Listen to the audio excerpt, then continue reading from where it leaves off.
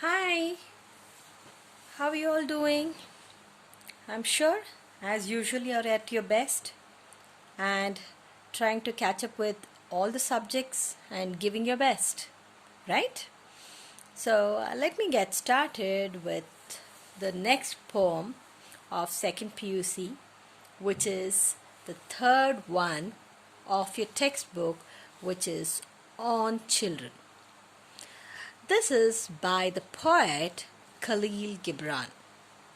Before we get started, let me give you an introduction about Khalil Gibran.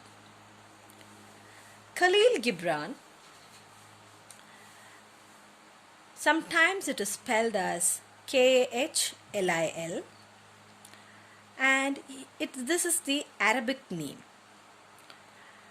And he was born in the year 1883 and he died in 1931. He was a Lebanese artist, poet, and writer. Khalil was born in a town of Bahari in the north of modern-day Lebanon. Then it was a part of Mount Lebanon Mutassafarefet, which is the Ottoman Empire. As a young man, he immigrated with his family to the United States, where he studied art and began his literary career. He wrote both in English as well as in Arabic.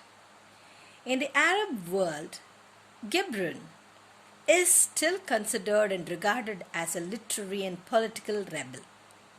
His romantic style was at the heart of Renaissance, which means it's the revolutionary uprising.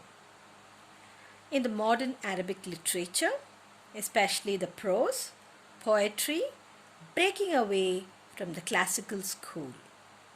Completely different and breaking the monopoly of how a normal, regular poem is to be written. In Lebanon, he is still considered and also he is celebrated as a literary hero.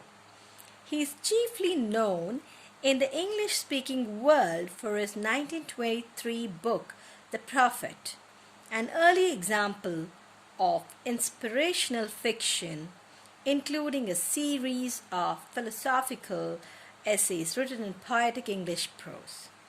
The book sold well despite a cool critical reception, gaining popularity in the 1930s and again especially in the 1960s. Counterculture. Gibran is the third best-selling poet of all times. He is just behind Shakespeare and Laozi. So this is about Khalil Gibran, the poet of On Children. Now let me ask you a few questions which are relevant. That's, what do your parents expect of you? And what do you expect of your parents? I'm sure when I ask you what do your parents expect of you? All parents, like I'm a mother of 2 children, so even I expect them a good life, right? And we always want to give them all the comfort and ensure that we shower our blessings to them. So all that we require or that we expect is their well-being. And similarly, what do you expect of your parents? Yes, at a very young age, I'm sure you always wanted to be with your mama and papa. Then after some time, you would like to break loose and move on and try to be independent. And after that, you want to be with your friends. And the most difficult phase, I'm sure, it's a teenage. So at that point in time, you do not want them to interfere with anything of yours. You want to be all by yourselves and you want to take your own decisions. But that is a time you need complete help, you need complete support, you need complete protection. Because after all, they are your parents. They are your well-wishers. They are your protectors. And at any given point, they are the ones who house you, who give you the shelter, who give you all that you ask for. So that is something which is a good way of setting the context to start off with this on children. And next is, have you ever felt your parents are too possessive or demanding, or why? And the answer would be yes. 99.99% of the times, people think that, yes, parents are too possessive. They say that, this is my son, my daughter, and constantly they are after them. Did you eat your breakfast? Did you eat your lunch? Did you study? Did you do this work, do that work? Constantly they are after their lives, isn't it? If I could use that. And they're also demanding. And in most cases, when they say demanding, it could be like, listen, this time you should get 90%. This time it is 95%. This time you should not go home.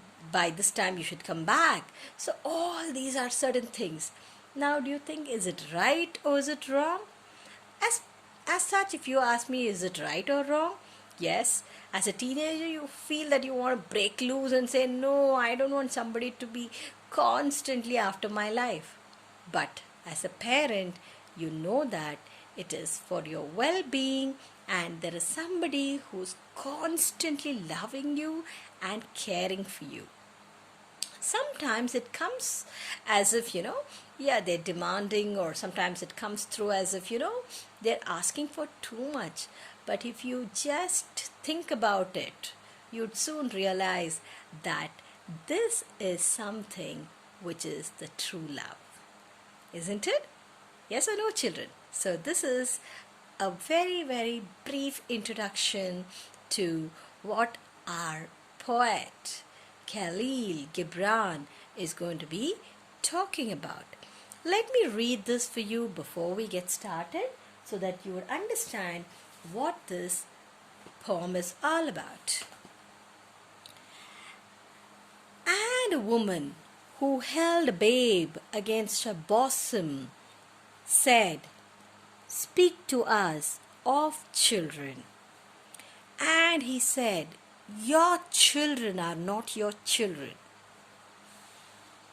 They are the sons and daughters of life's longing for itself.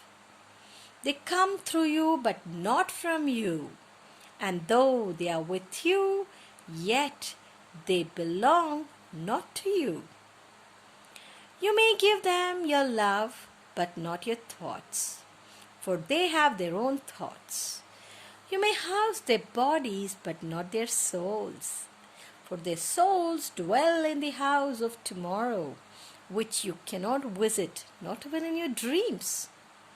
You may strive to be like them, but seek not to make them like you, for life goes not backward, nor tarries with yesterday. You are the bows from which your children as living arrows are sent forth. The archer seeks the mark upon the path of the infinite, and he bends you with his might, that his arrows may go swift and far. Let your bending in the archer's hand be for gladness, for even as he loves the arrow that flies, so he loves also the bow that is stable. So isn't it a beautiful poem? This is indeed one of the best poems that I have read. And here we see that it starts off by saying, and a woman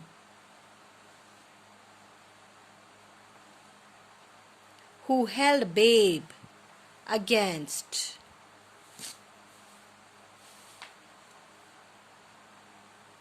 her bosom said, "Speak to us of children." And he said, "Your children are not your children."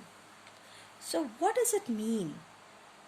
The theme of this poem is that It is about stewardship. What is stewardship? Stewardship is someone caring for something or taking care of it, but it does not belong to them.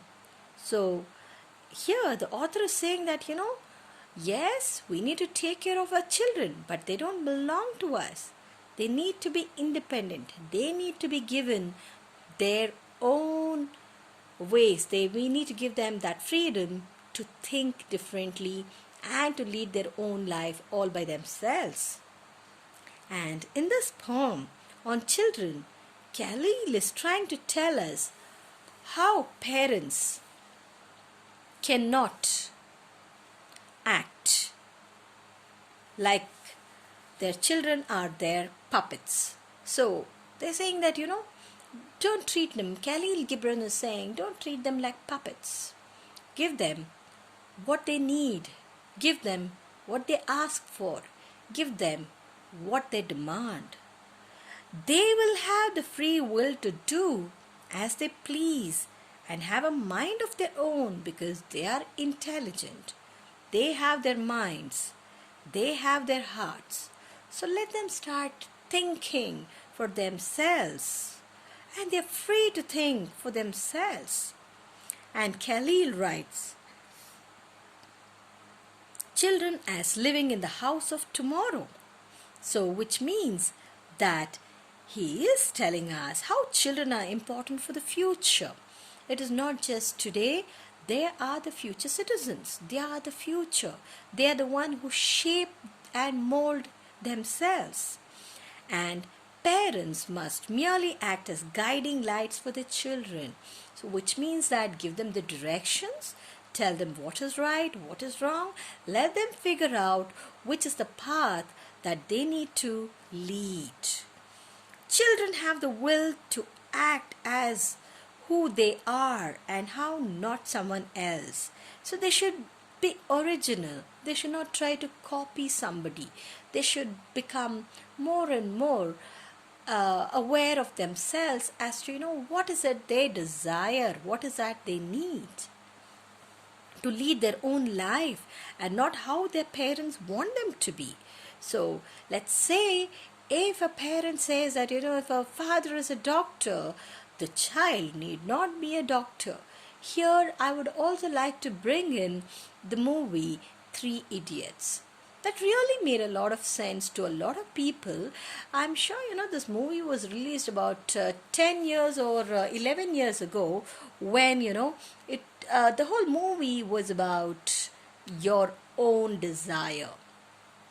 Parents have dreams. They spend a lot of money, they spend a lot of energy, they spend a lot of time trying to mold and tell their children what they want it to be. But I'm sure, after that movie, a lot of parents started thinking that, yes, it is right. It's very important to understand what the child requires. It would only be a problem when the child doesn't understand what is required for their livelihood. End of the day, what is education? What is the career for? It should give you a decent living. You should be able to earn your bread and butter. So that's the whole point. So when that's the whole point, all that we are talking over here is, shape your career. The point is, sometimes during your teens or probably, the late teens, it's a life full of energy and enthusiasm.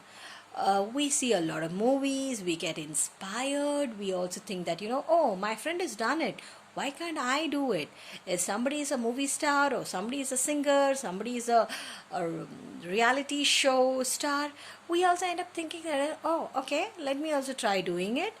But everybody cannot do everything. So we need to understand if somebody is a cricketer, can I become a cricketer? Or can you become a cricketer? Unless you have the talent and skill to do that. So here, that's the whole point here that's mentioned.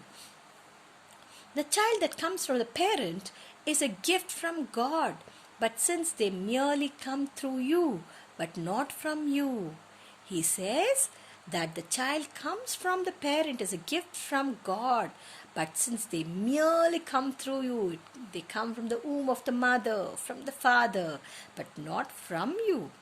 You are not the end source. It's God who has gifted you with a child, stating that the parents do not own them. And in the stewardship, as I said, it's caring.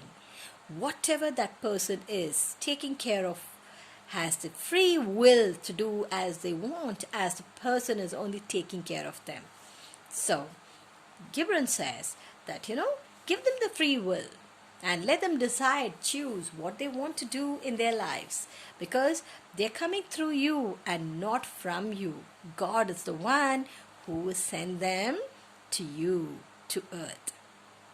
And if you look at it, this poem is one of the very different poem which has many poetic devices.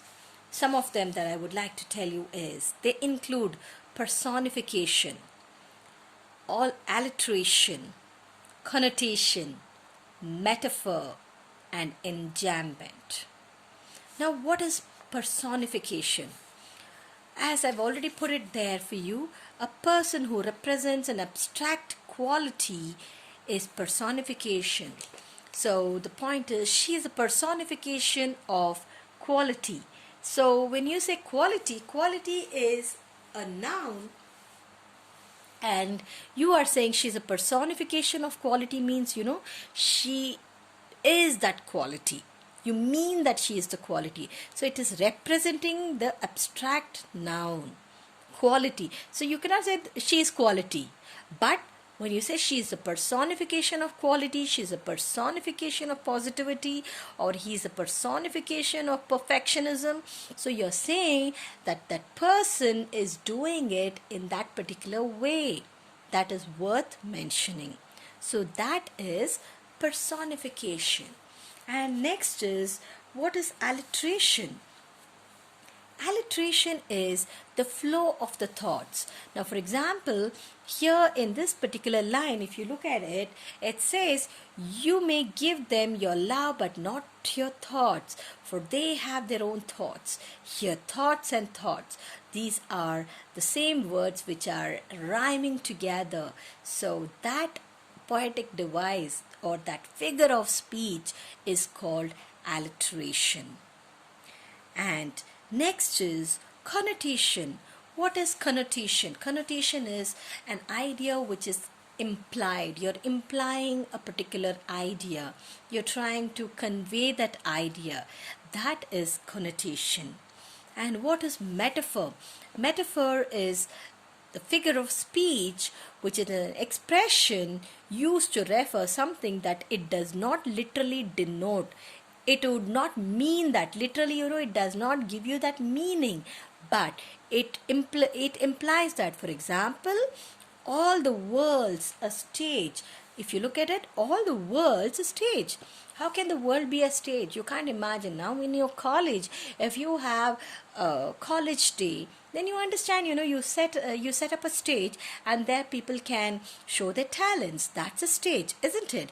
But when you say all the world's a stage, which means that you're implying that the whole world is a place where each person is an actor or an actress doing their part.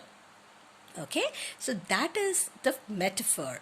On the other hand, I just wanted to give you an example and draw the difference between the two, the poetic device which I have taught you earlier, which is all the world is like a stage. So all the world is like a stage. When you say like means it makes sense, isn't it? You're comparing it. Now, for example, he fought like a lion. He is not a lion, but he fought like a lion. So this is what the difference is between the metaphor and the simile.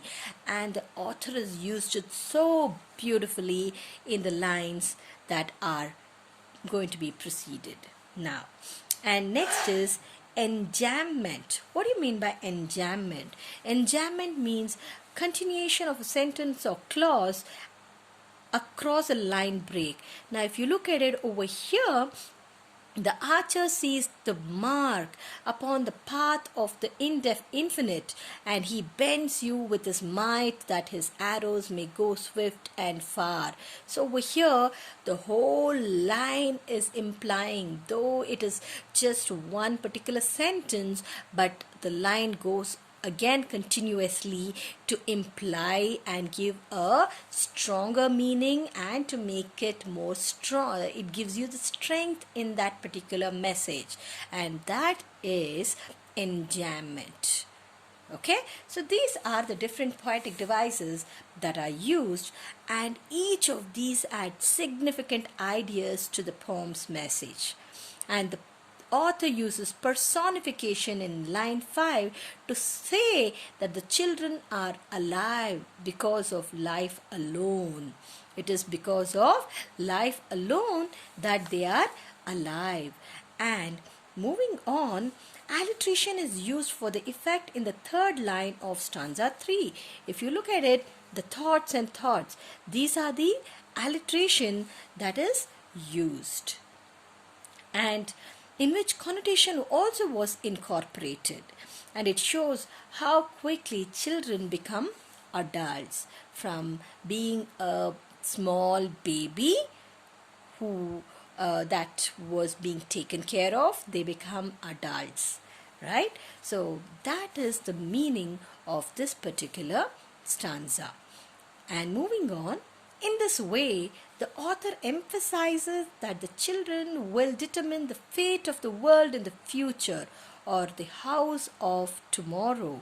So when they say it is the house of tomorrow, they mean to say the entire fourth stanza is one metaphor explaining in length that children are born through their parents, not to their parents. The birth of each child fulfills life's longing for itself.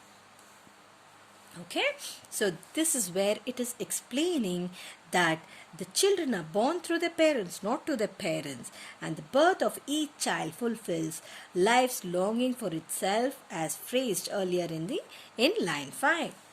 And enjambment is used in the third line, last line, to elaborate on why parents should enjoy being their children's parents, although they do not belong to them.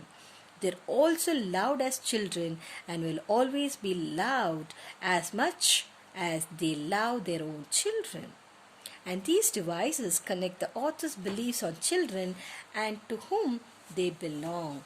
So this is something which is very well put. In each and every line there is a beautiful meaning and a strong meaning which is denoted.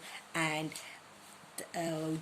Gibran says that, if you look at it, for their souls dwell in the house of tomorrow, which you cannot visit, not even in your dreams. And you may strive to be like them, but seek not to make them like you. So let them be themselves. Don't force them to do anything. And life goes not backward, nor tarries, lingers with yesterday. It doesn't stop with yesterday. It doesn't go backward. It keeps moving ahead. And you are the bows from which your children as living arrows are sent forth. So you are the strong support from whom they take all the values of life, everything that you give them. And the archer sees the mark upon the path of the infinite. Infinite is unlimited. So the archer is the one who's the archer? The God. He is the one who sees the mark upon the path of the infinite, and he bends you with his might, that his arrows may go swift and far. So don't worry, God is there to take care. So he's going to help your children as well. And let your bending in the archer's hand be for gladness. So that bend, that push, that pull is for a better tomorrow. It is for gladness. Gladness is what? Happiness. And for even as he loves the arrow that flies, the children. Here the arrow means the children. So he loves also the bow that is stable. The bow over here is nothing but the parents. So this is what this poem is all about, which talks about the children's love from the parents. and the caretaker, the Almighty, is the one who is there to help them constantly. Yeah, I hope that this particular poem is clear to you and you have understood the gist of it. Now let us just go through the question and answers to understand the comprehension 1. Comprehension 1 over here, it talks about and a woman who held a babe against her bosom said, "Speak to us of children." And he said, here he refers to, here he is referred to the prophet. He is referred to as prophet, which means it's the God that we are talking about. Okay? And your children are not your children. That means what? What do you mean by that? What do you mean by that? They do not belong to the parents only. The children should have their own space. Parents should not be possessive of the children. The answer is parents should not be possessive of their children. Okay, moving ahead. I'm just adjusting the book so that you're able to see it clearly. They come through you but are not from you. That means that though parents give birth to the children, they do not own them. Children have independent personalities. Parents should be indifferent to their children. What do you think the answer is? The answer is, though parents give birth to their children, they do not own them. That's the answer. Fourth, according to the prophet, what may be given to the children? We may give our children love. That's what love is, something that we need to give our children. The next one, their souls dwell in the house of tomorrow. What does that mean? It means children belong to the future. Parents cannot shape their children's future. Children have a different vision of life. Answer is C. By now you have guessed it, right? So children have a different vision of life. Next, what do you mean by the bows and the living arrows? The bows are the parents because they are the backbone. They are the ones who give rise to the children, isn't it? And the arrows, the living arrows, means the children. Seventh one, for even as he loves the arrow that flies, so he loves also the bow that is stable. Discuss the contrast between the underlined words. They're asking what's the difference between arrow that flies and the bow that is stable. Here what it means is, the bow stands for the parents, isn't it? As I explained it to you earlier. The arrow stands for the children. The archer is none other than God, the Almighty Himself. Here it is the metaphor. As I've told you, metaphor is the whole world's a stage. So what do you mean? It is not, you don't mean to say that world is a stage, but you're saying that, where everybody is acting, doing their part. So everybody has a platform to do it. So metaphor is similarly, over here the metaphor is used so that the archer is God Himself. So here, that's the metaphor. And here it is, bows and arrows signify the parent-children relationship. And everything is looked after by God. End of the day, God takes care of everybody. And He keeps the bow stable. He keeps the parents very stable so that they are able to give their best to their children. Because all parents dream that their children do climb the pinnacle of success, climb the ladder of success. So they definitely would like to give whatever they do not have or whatever they have not achieved. So that's what they aspire for, and that's what they pass it on. And the archer sees the mark upon the path of the infinite. That means God has given the children, He takes them through the right path. And God bends parents with might so that His arrows, the children, may go swift and far. So that, the bow is bent in such a way that the living arrows or the children, they go swift. Swift means very speedily, and far. Here far means it denotes or it means that they become more successful in their future, in whatever endeavor, whatever they pick up. So that's what comprehension 1 is all about. Now let me look at comprehension 2. I'll give you a good understanding of comprehension 2 so that you would also be able to do your assignment. Yes, the first question is, why does the prophet categorically state your children are not your children? Or you might also have another question. They might just ask you the other way around. According to the prophet, what attitude should parents have towards their children? Or, in the light of the poem, think of different levels of freedom children should have in shaping their lives. So, it's a relevant question and relevant in today's world as well. No person truly belongs to another, isn't it? In the true sense, nobody belongs to anybody. It's just the relationship that we have, the bonding that we have. So after all, each person is unique. Even the fingerprints are not the same. You all understand that, right? Even the fingerprints are not the same. So mind is solely owned by him or by himself or herself. And his mind is solely his or her own. Moreover, each person is formed by the era in which birth occurs. So life's longing for the future. So this wonderful poem is really beyond its time and is a must read for every parent. It starts off with our children being not our children. So how many parents actually think about the same, isn't it? And our children are not our children. It just means that, to get over the imperfections in our lives. So all of us have our imperfections, all of us have our weaknesses, all of us, we have different expectations. So let's get over it. And many parents get their kids apparently without even sparing a glance as to what the children wishes or wants. So as I told you, the concept of that particular movie, that is Three Idiots, which I talked about, it makes even now it makes a lot of sense to give them the freedom to choose what they want, but give them the guidance.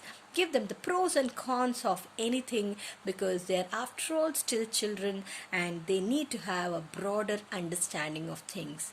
They might be intelligent, brilliant, but they need guidance. Maturity is something which comes only with age. So that is something which parents should constantly do.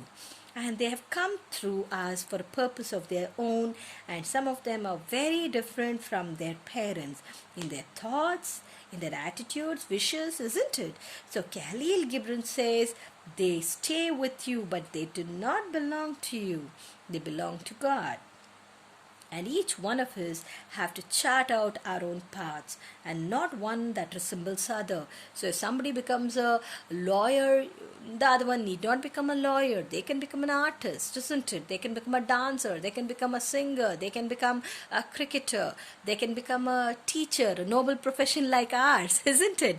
But I don't know how many people really think that, I haven't seen much people saying that, I want to be a teacher. They always think that, they want to become an IPS officer. Not many think of it, but still being a teacher is a very, very noble profession. And I'm sure in our childhood you always know this. This is something which I only share with my children, where they ask, you are small children, let's say 3 years or 4 years, what do you want to become? They say, I want to become a bus driver, because that is so fascinating that they feel that, driving a bus is better than anything else in the world.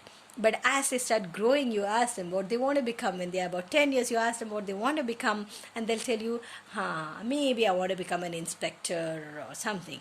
But after they finish the degree, you ask them what they become. I don't know. I don't even have a job. I don't know where to get, isn't it? So these are some of the confusions that children have during their growing years, and that's why the bow is required. And what is the bow? That's the parents. And parents can give them love so as to make them confident for tomorrow. But our thoughts, well, we cannot give them that. We can offer opinions, choices. Free will should always be theirs, isn't it? And that is what the personality they start building from there. And They are the future, and the future cannot be stagnant with the past. So future has to be brighter, future should be better, and it should be dynamic. And it can only be the reference to the past, but not carry baggage of the past. So don't take anything that could be like baggage, something that could be heavy, something that is not pleasant. Don't take that with you. The future can only be better and brighter because all the beings strive for perfection, and that is not possible with reference to the past, because in focusing on the past, the present gets distorted. We can only be the bow and our children arrows, and we have to stretch the limits of our thinking and living in order for them to move ahead much beyond that we have. Right? So this is about your first answer of comprehension 2. Moving on, what does the metaphor bows and arrows signify with regards to the parent-children relationship? Here, in the poem on children, Khalil is trying to tell us how parents cannot act like their children are their puppets. They'll have the free will to do as they please and have a mind of their own. They're free to think for themselves. And Khalil writes children as the living in the house of tomorrow.